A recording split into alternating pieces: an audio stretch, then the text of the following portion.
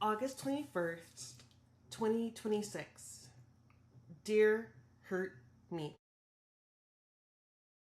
How do you continue to love when your heart has been broken so many times before?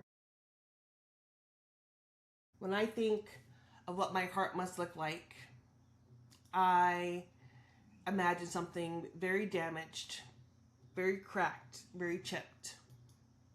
I see something that's torn and tattered,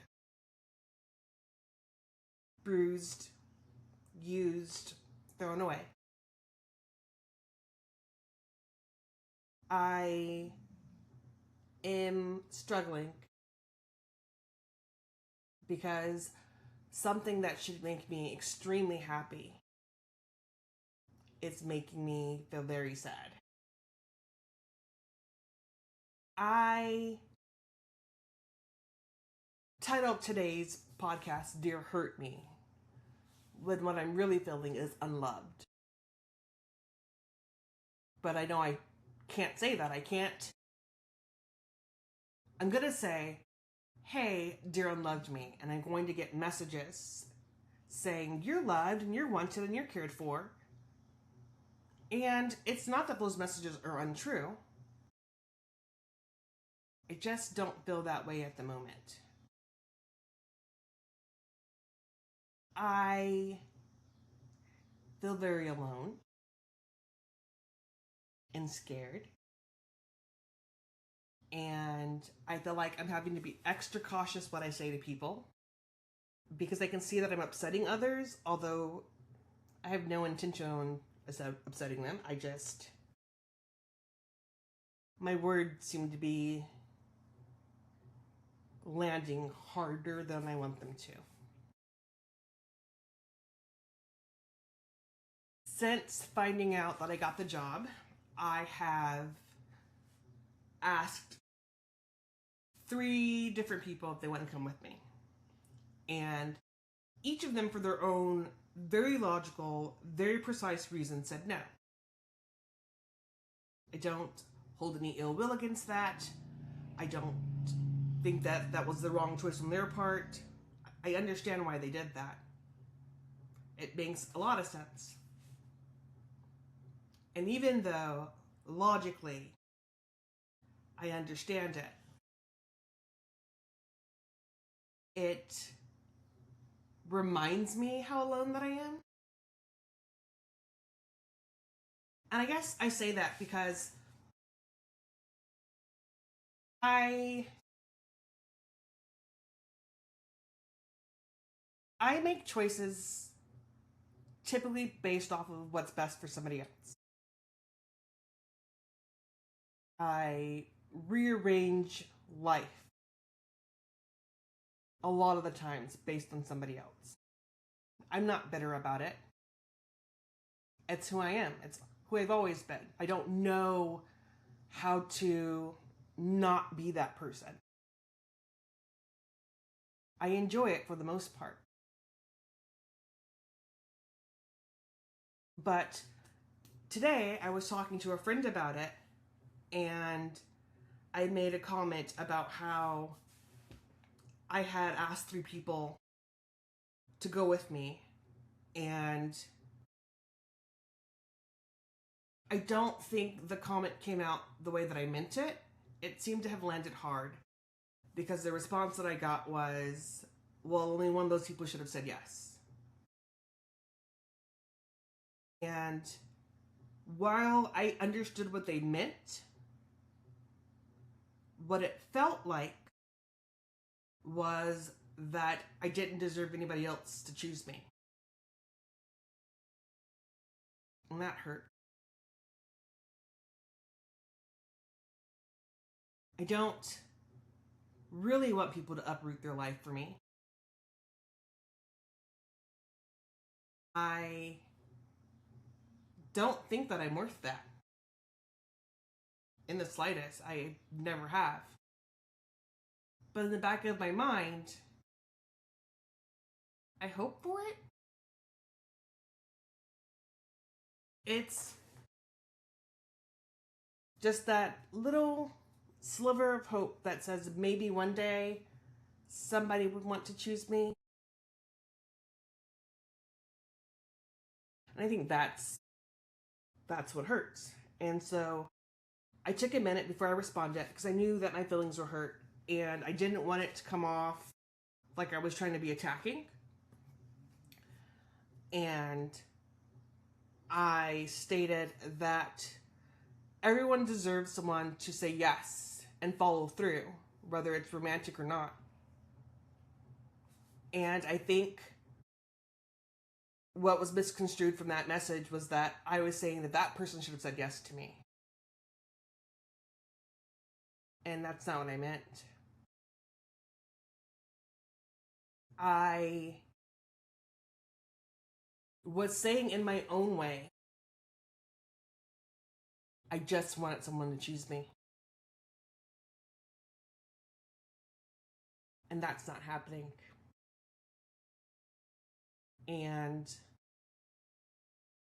I'm struggling with that. And there have been several times just today that I thought about backing out of my decision. And then I remind myself that's why I need to do it even more. I find myself trying to talk myself into all the things that can go wrong. Why this won't work.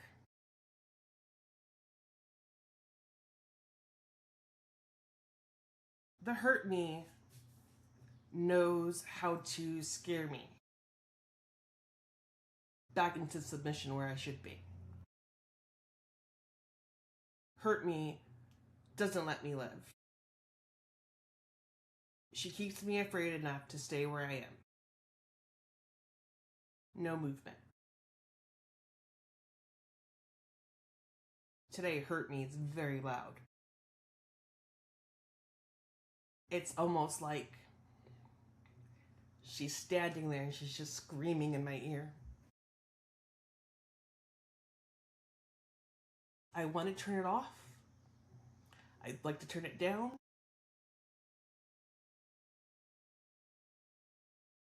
But it's something I get to live with. So today, I still did the things I needed to do. I went to work and I had an okay day. And then I came home and took care of some business. And then I picked my kiddo up from school, blasting Hamilton because he loves Hamilton. And we laughed and sang on the way back home. And then we talked about his event that he was going to tonight. His bakings, because he baked some goods to take with him. And then I dropped him off. And he's there enjoying himself, I hope. And I am waiting to go pick him up. And while I was waiting, I was talking to my friend. And I was struggling with that conversation. Much like I do a lot of conversations. You see, my friends are quick to tell me how much I matter and how much they care and how much they're always there for me. And I know those words to be true. It always feels like the I'd do anything for you isn't really anything. That makes sense though, right? Like, they're just words. And at some point in time, I have to be able to discern what's just words and what's the truth. And I think this week, that lesson's just coming harder than I expected.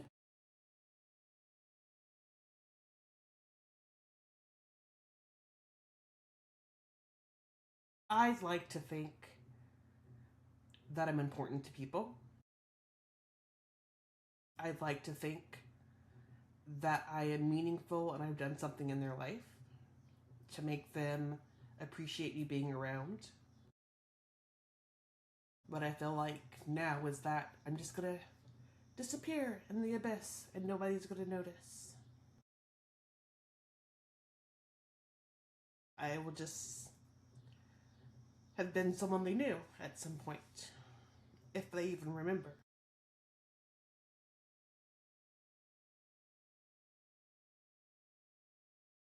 And I think it's that reason that I have to stay with my decision.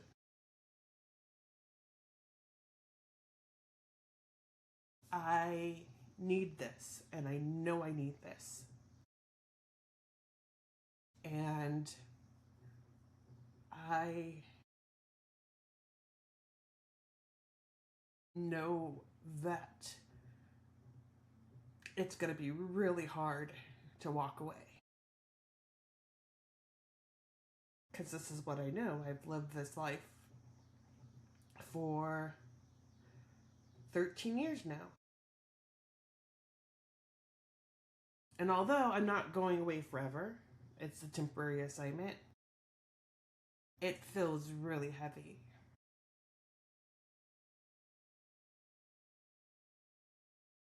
My birthday's coming up, and at this point, I'm not excited about it. That's a big deal. I'm always excited about my birthday, since I could remember. But now it just makes me sad.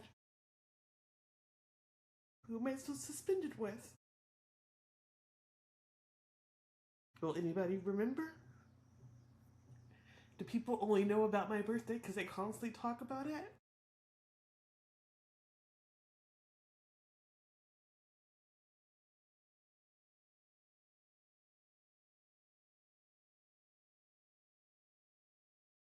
I know this weekend I'm gonna have to do a lot of work. Not so much on physical things, but on being able to manage my emotions. I don't want to spiral. I can't afford to spiral. I have to get things in order, and I have to make plans and make lists. What I'm taking and what I'm leaving. I can do that with things. I don't know how to do that with people.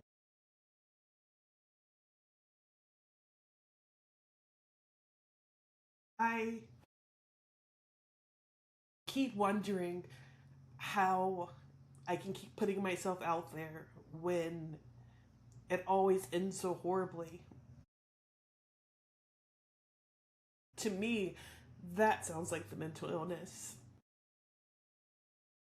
That you can get hurt over and over again and still try.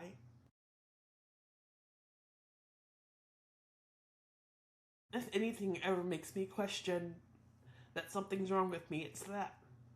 That I continue to give people chances and I continue to hope they'll show up for me. That they'll choose me. That they'll want me. Knowing that I rarely choose and want myself. And this time I'm doing something different. I'm rewriting the story. And I'm hoping that the ending is going to be something worth waiting for. Even if right now it just hurts. Even if right now it just makes me unbelievably sad. I think that is the hardest part of getting better. As you get better, you walk away from the things that make you not good to begin with. The things that make you sad or sick, despondent, lethargic. It's like its own high.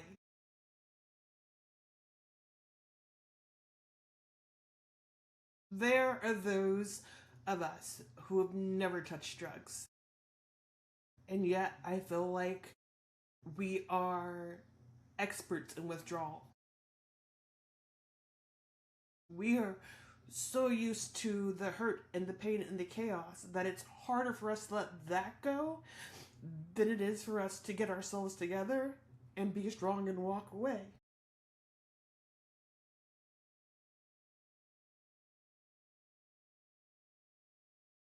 I hope that I'm doing the right thing. I know that I'm doing the right thing, but it doesn't make it easier. It makes it scary. But if if it's worth doing, I have to try. And for me, this is worth doing. The benefits of doing this outweigh the loss. I will get to see my dad.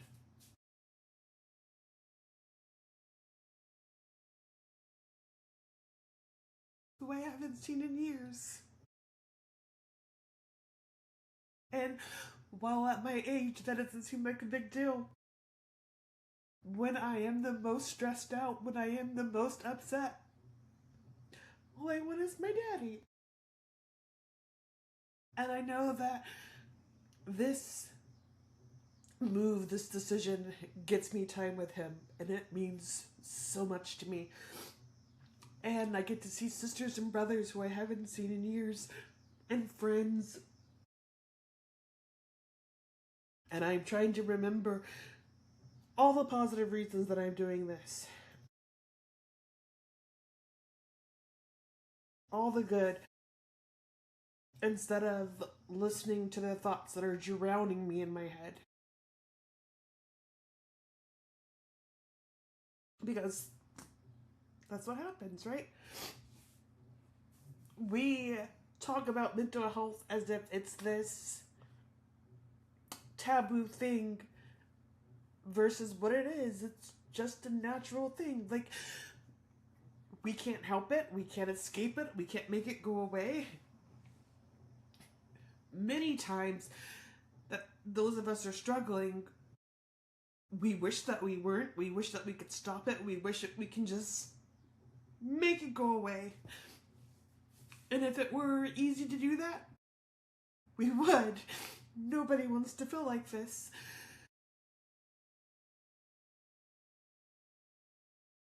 Sometimes we do. And sometimes we think that it'll be the last of us, that we won't be able to push forward and move on. But we can. And we do. And if I could survive all the things that I've gone through, I can survive this. I can be hurt and excited. I can be sad and elated. I can be all the things at one time. And I get to decide when to focus on which one. And I think that tonight, because I am sitting by myself in my office with my dogs who are passed out beside me, that it's easy to be sad. I don't have anyone to distract me. It's easy to sit in my feelings. Because that's what we do when we are really in this headspace. We hide and we either put on a really good mask so that people don't ask us about it, or we just don't show face. Neither of those are healthy. So, I'm showing my face as puffy and as yucky as it looks. I am showing up. I'm showing out. I'm cheering myself on. After this, I will probably get a phone call because I was on the phone before I got on this podcast. Actually, no. He should go to bed. Maybe I won't get on a phone call. But today, my bite of pie was a really big chunk of pie. I let myself be sad. And I didn't change my mind. I didn't say, oh, because I'm worried, oh, because I'm scared, it must mean I'm doing the wrong thing. And back out. I said, hey, this is scary and it's icky and I don't like it. But I'm still doing the right thing. Growth sometimes is yucky and icky. Sometimes it's hurtful and painful. Growing hurts. It's okay. So, I am going to enjoy my nice, thick bite of pie. I'm going to imagine it's pecan pie because it's my favorite. True story, I prefer pecan pie over birthday cake. And I am going to feel my feelings. I am going to process my feelings. And I'm going to be okay. And I don't have to be okay now or 2 days from now or 3 days from now. It's not a race. I can feel better in the next hour and still feel just as sad when I go to bed tonight. I'm allowed to do that, and so are you. Don't let anyone tell you that your emotions have to come at a certain time and stop at a certain time. That's not how they work. That's not how it works. If you talked to me earlier today, I seemed fine. Just bouncing around and talking about TikToks, because I get some funny TikToks in my FYP. That's how life goes. We are human with emotions, and they don't always look the same from moment to moment. It doesn't mean that something's wrong with you. So I need you to just remember, today is another page in your story. It doesn't have to be perfect. It just has to be written. And before you close your journal tonight, ask yourself, what was your bite of pie today? Until tomorrow, love you loud.